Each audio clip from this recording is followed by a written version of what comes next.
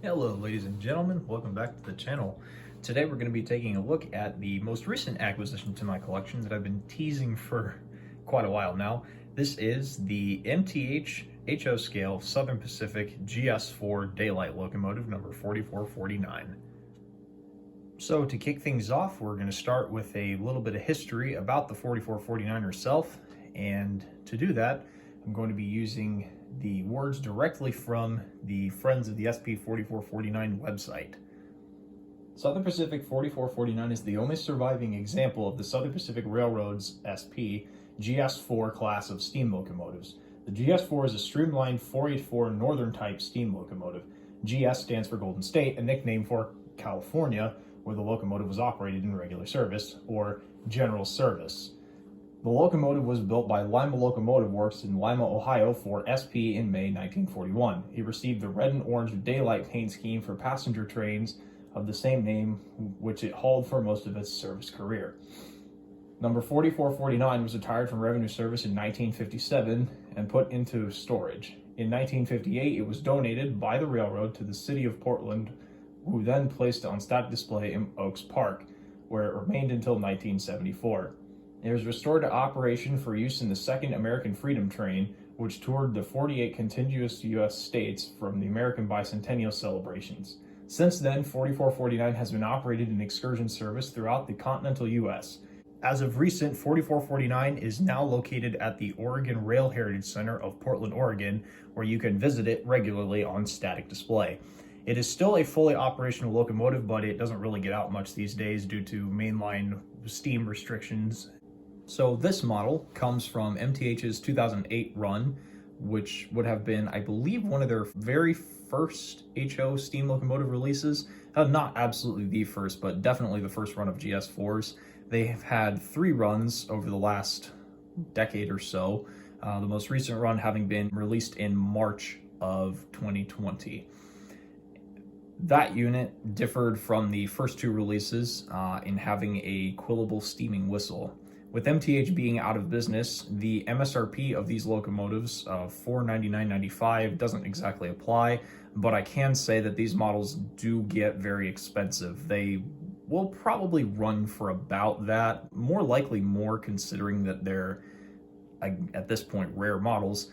In my case, I got extremely fortunate with this one because I only ended up paying $61 for this locomotive because I bought it in a lot with 4 other Bachmann GS4s, of which I was planning on fixing the 3 Bachmanns and keeping the MTH model. This thing has turned out to be every bit worth that money. The likelihood is you probably won't be finding an MTH steam locomotive for $61 unless it's just absolutely trashed. I got pretty lucky with this one, though it did arrive with quite a bit of cosmetic damage. I was able to repair it for the most part and got this thing looking practically brand new. Opening up the box, you'll find a small baggie of spare parts and smoke fluid to match with this model. Unfortunately, my unit did not come with this. In fact, it didn't really come with any foam. The box was emptied in order to make room for the 3 other locomotives that came with it, hence why this one received the damage that it did. Unfortunately, several small details broke off along the cab. I had a couple cracked pieces here and there, some handrails. You can definitely see a few paint chips. I'll point those out when I get up close. So again, unfortunately, no foam and no box interior, but as I stated, you will have received a small baggie of parts if you were to buy one of these from likely anybody else. Alrighty, moving in closer, we're going to start taking a look at the details and the features of the model. So right up front, in typical MTH fashion, this locomotive is made entirely from die-cast metal, making it incredibly heavy. I believe the locomotive and tender combined are about 2.5 to 3 pounds. The locomotive by itself is at least 1.5 pounds. It's an absolute tank. Starting up at the front here on the fireman's side, you can see the front coupler. This one I've actually tack glued in place for the time being because this engine was missing its front coupler upon arrival and the bracket that goes with it. I will be able to remove this coupler, don't worry. I didn't glue the snot out of it, so I can pull this out and replace it when I can source the parts for it. I might end up making my own.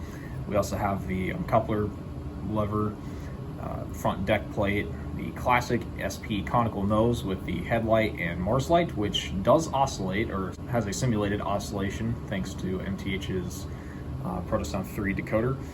We also have lit marker lights and the stack up here, and you can't really see it. I'll point it out or take a picture of it. There's also a whistle right behind the stack. This actually depicts 4449's current whistle location. MTH, I believe, opted to model all of the GS-4s with that configuration, which technically isn't right, but I mean, most people bought the 4449 anyway. I could be wrong, maybe. I don't know that much about SP, so maybe they did have them up there, but all the models that I've seen generally have them closer to the back here near the dynamos. Another detail that I really appreciate with MTH is the tacked on builder's plates, or printed builder's plates here, and the graphite smoke box. That's something that Bachmann for sure definitely didn't do, and I wish they would have done, because honestly, just that alone would have improved the appearance of their model. One other detail that I will point out, unfortunately, is missing is the bell. MTH did not include the bell on this model. It should be mounted somewhere behind the pilot deck here, but on this model it is not visible. I don't think it was ever included. Moving to the side, you can see the very finely cast drive rods. You've got your valve gear, all of that. Here's the cylinders, which are also die cast as well, and I believe they are a part of the chassis. These cylinder caps are actually a really nice chrome silver. It's hard to tell in the video, but these look absolutely fantastic. Once again, you've got your skirt piece here, which is also removable, and behind it is a plethora of extra details, as would be on the real model. You have your number boards up here, which actually can also be moved to the front end. These pieces here are just cover plates that you can remove and swap these around. I haven't done that on mine. I don't plan on it. I prefer to keep this locomotive in its 1950s guise, or post-war guise is what they would call it. Since I've mentioned the top of the model so many times, here it is. You have your whistle up here behind the stack and your two safety valves here, along with the trio of dynamos, which is accurate for the GS-4s. They did have a triple dynamo setup. In fact, I think they're one of the few steam locomotives I know of that has a triple dynamo setup. To take the model apart, you simply remove this sand cap here and this cab hatch here, and underneath are two screws. Remove those and the entire shell will come off, which is super nice that you don't have to fiddle around with going underneath the locomotive to get the screws out. Here is the cab and firebox area. As you can see, more finely molded plumbing down here. Fantastic looking cast trailing truck. Here's the cab. This is unfortunately where the model sustained most of its damage in shipping because it was not packaged well. This small piece here broke off, hence the glue mark. Unfortunately, I went a little too much with the super glue and got that messed up. Here, this piece was also broken off and I had to do some filing and trimming to get that to fit correctly. And the cab steps were actually snapped clean in half down here, so I also glued those back in place. Inside the cab is a fully detailed backhead and two painted crew figures to match. It is also fully lit interior as well. On top of the cab, you also have a openable vent hatch back by the rear near the tender. Now, one other detail that unfortunately I have not fixed yet is the locomotive to tender deck plate that's supposed to sit right here. Unfortunately, the lugs that held these in place completely snapped off, or rings, whatever they are. So the piece is still intact, it's fine, but there's no way to reattach it currently. So I'm kind of biding my time. I might try to get some really fine brass wire and make my own, but likelihood is I'll probably just leave it off because you really don't notice it anyway. So yeah. And now we come to the tender. The tender is where most of the paint scratches took place. As you can see, we have a couple paint chips up at the top here on the corner near the cab. The front of the tender also has more chips. You can't really see it because I've got it coupled currently.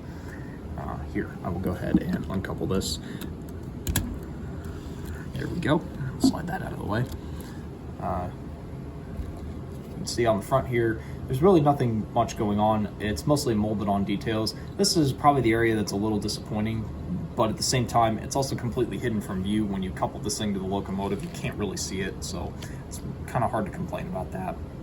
Down the side, you've got the very crisp and eligible Southern Pacific lettering with no bleed through. The paint looks absolutely spectacular here. Separation lines are crisp. Up top of the tender tank, you've got a removable water hatch, which has the volume and smoke controls underneath for if you're running this locomotive in analog or you just don't care to have it on, period. Two little details here, the oil hatch, and a simulated wood grain on top as well. Here is another piece that I'm still trying to correct. I haven't been able to fix it yet. This stanchion keeps wanting to pop loose. I can't glue it down. I'll have to bend the handrail slightly. And here is the rear of the tender, which is, again, a little void of detail, but, you know, it's not that big of a deal. It's not super noticeable anyway. Lacking an uncoupling lever, which is kind of sad. I do wish MTH would have included that. Here is a made-up Katy coupler box that I installed myself with a screw and coupler box that I had on hand. Again, this was another piece that was missing from my model. You've got the separately fitted ladders and 2 more grab irons up top. This one needs repaired. I'm gonna have to find a solution to hold this one in place. It's sort of staying there just because I bent it into position enough, but it is loose and I will have to work on that at another time. And of course, we can't forget the backup light, which also is illuminated as it should be. Here's a quick look at the engineer's side of the tender. Again, nothing really much to see. You do have some more noticeable paint scuffs, unfortunately, but again, that kind of was a given considering how the thing was packaged. Tender's pretty symmetrical, so nothing much to look at here. And here is the engineer's side of the locomotive. Once again, not really a whole lot different other than you can see the very finely detailed throttle linkage going up to the front of the engine here. Slightly more plumbing on this side than on the fireman's side, but again, not much has changed. It's about the same. Now here is honestly one of my favorite aspects of this locomotive, which is the locomotive to tender drawbar connection. MTH was definitely ahead of their time on this one, and I absolutely love the way this works. I wish more companies would have done this. So to connect this locomotive, there is the drawbar, you can see here, and a small pin under the tender, which is right here. And on the side of this, you can kind of see it. There's a brass contact on each side.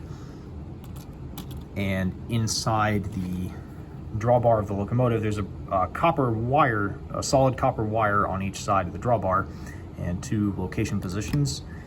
I am going for the close couple on mine because my curves are big enough to handle that.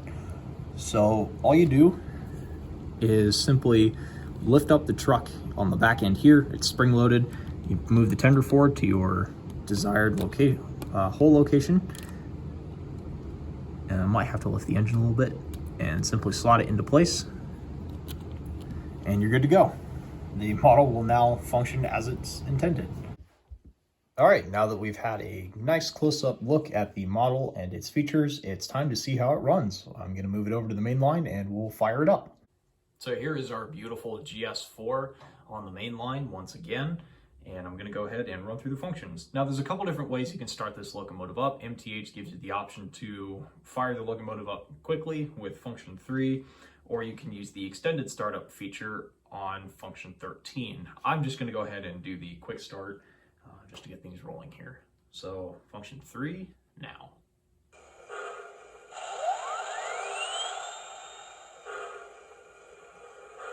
All right, model is on. So first thing I'll do is activate smoke, which is function 8. And by the way, this thing is insane when it comes to smoke. It looks amazing. I did also top the smoke unit off too, so you should start seeing it here pretty soon. In the meantime, while we're waiting for that, here is headlight. Function 5 is all your auxiliary lighting, so that's the Mars light, marker lights, number boards, and cab light.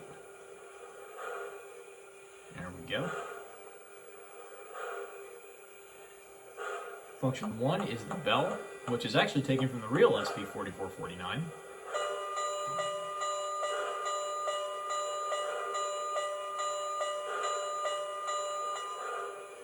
Function 2 is the whistle. Some people like this whistle, some people hate it. I personally think it fits this model perfectly.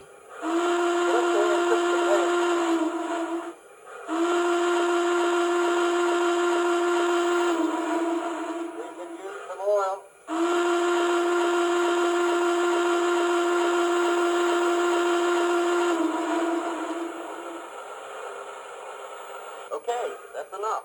And you can also hear the automatic cruise chatter in the background, which is actually pretty sweet. Function 6 is your mute. Function 7 is master volume. Function 9 is your forward signal. 10 is reverse, which I just played. Here's another one, which is the grade crossing, and they actually use the air horn for this one.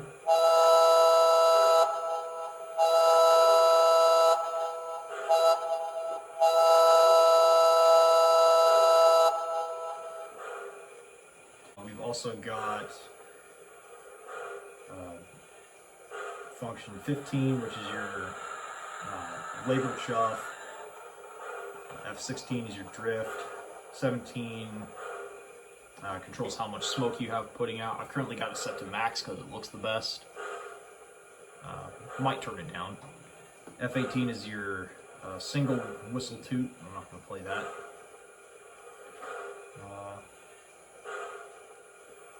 F20 resets everything. F21 through F24 is your idle sounds.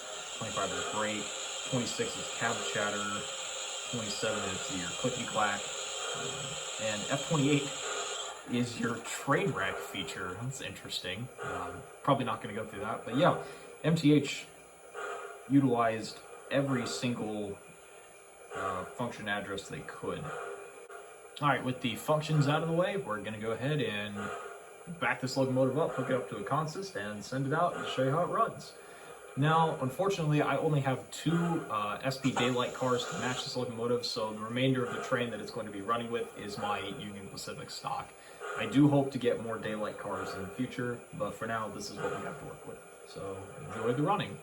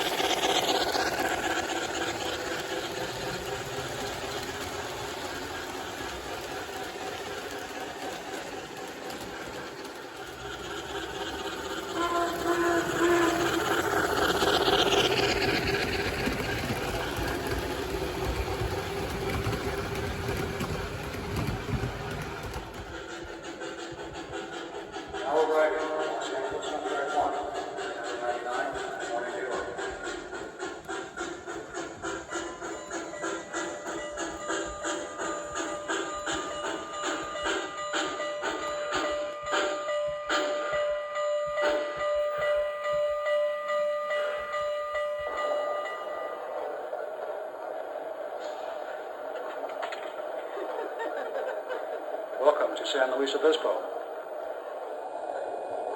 Now departing to San Francisco on track 1, train number 99, for morning daylight.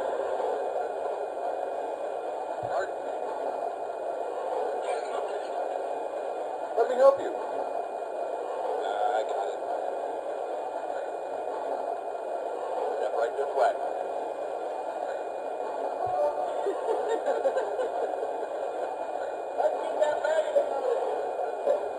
Watch your step. Thank you. All aboard! Watch your step.